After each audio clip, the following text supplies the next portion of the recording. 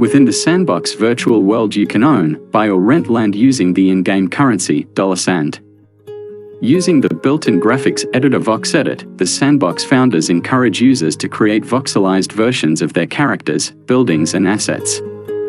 It features the ability to create a version of your ideal world from scratch using a dedicated toolkit. The goal: disrupt existing game makers like Minecraft and Roblox by providing creators with true ownership of their creations as NFTs and reward them for their participation in the ecosystem. With more than 165 brand partners, including The Walking Dead, The Smurfs, and established gaming companies like Atari, OTCMKTS, PONGF, securing real estate in the Sandbox and $93 million raised in the most recent round of funding, it looks like this metaverse is here for the long haul. The Sandbox History. To understand the Sandbox today, we need to take a look at its history. The Sandbox was founded in 2012 and launched as a 2D mobile game that's still available as the Sandbox Evolution. In 2017, it started migrating to a 3D game built on the Ethereum blockchain after closing an initial seed round with a total of $4.21 million. In 2018, it was acquired by a Hong Kong-based software company called Animoca Brands and is now one of the most coveted metaverse platforms. The founders come from a deep-rooted mobile gaming background at a company called Pixel. Across all of its channels, the team stresses the need for things to evolve, improve and expand. This is exactly what happened with the Sandbox as it became the Sandbox Evolution and was subsequently acquired by Animoca Brands. After this period of transition, in 2016 a whole new version of the Sandbox was created with a vision for incorporating blockchain technology. By 2018, co-founder Sebastian Borgert and his team were poised to take on the world of NFTs and build a new open metaverse, allowing users to create, own and control their own digital assets within the game. The dramatic rise to fame in 2021 is undeniable as the project closed its biggest round of funding to date, $93 million raised by SoftBank Group Corporation, OTCMKTS, SFTBY. It constructed an experienced team, including video game experts from top gaming companies and highly qualified blockchain engineers. Now, with a growing community and a toolbox of features to offer users, the company has launched NFT Maker VoxEdit. Is the Sandbox useful? As with traditional gaming platforms and most online commercial platforms, the utility can be determined by the loyalty of the user base. With a community of more than 750,000 supporting across social channels and 12,000 landowners, there is certainly a portion of the population that deems this metaverse useful. As creators continue to monetize their creations using the $Sand token, the utility increases within the Sandbox ecosystem. The Sandbox uses several token types to grow its circular economy within the metaverse.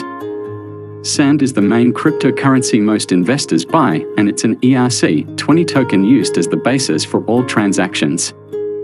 Land tokens are unique NFTs that denote the virtual piece of real estate one owns, and assets tokens are used as rewards for builders of user-generated content in the marketplace. There are predictions that real-world assets will be traded as digital assets within the virtual world.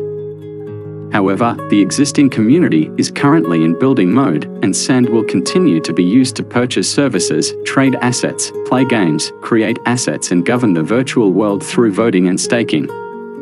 There are many ways for enthusiasts to get Sand tokens. Recently found a good investment target platform, the UFD platform especially invests in Sand USDT portfolio investment projects through its own private funds, and the investment targets come from the stable investment products selected by the DeFi compound system. The Sandbox versus Decentraland. For any newcomer to the metaverse, the main difference you will notice between these two virtual worlds are the visuals. The Sandbox is pixelated and the other is not. With approximately 30,000 monthly active users in the Sandbox and 18,000 monthly active users in Decentraland, it is fair to say that both metaverses are becoming more popular by the day. Both platforms have built their metaverses on the Ethereum blockchain. There are 166,000 plots of land in the Sandbox in comparison to 90,601 parcels of land in Decentraland. Both platforms allow users to create, build and monetize their land using NFTs and play-to-earn games. Another similarity is that both metaverses have built-in creative tools. The Sandbox has Voxedit graphics editor, and Decentraland has a custom builder tool, allowing users to customize and build unique digital assets for their estates. Decentraland has evolved to include many well-known businesses today, including Consent System, JP Morgan Chase and Company, NYSE, JPM, and even the Barbados Virtual Embassy. It also recently sold its fashion district for a whopping $2.9 million. The Sandbox has targeted famous faces and brands to offer a creative home for the world of NFTs and game developers. Another difference between the platforms is the team structure. The Sandbox founders have vast experience in the world of gaming and are very involved in the direction of the brand. This gives it a more centralized feel with a dedicated roadmap outlined. Conversely, Decentraland is more community-led, with the Decentraland Foundation making decisions for the platform. Sand and Mana tokens have seen dramatic increases this year. This may continue as more users become familiar with the events and gaming opportunities offered within both platforms. How to store Sand tokens safely. There are two types of wallets, software wallets and hardware wallets, and some are more popular than others. Not all wallets will be compatible with Ethereum-based tokens, so users need to thoroughly research the options to understand which wallets support Sand, Land and Asset tokens from the Sandbox. Software wallets are designed to make it easy for investors to use their cryptocurrencies and are free to use.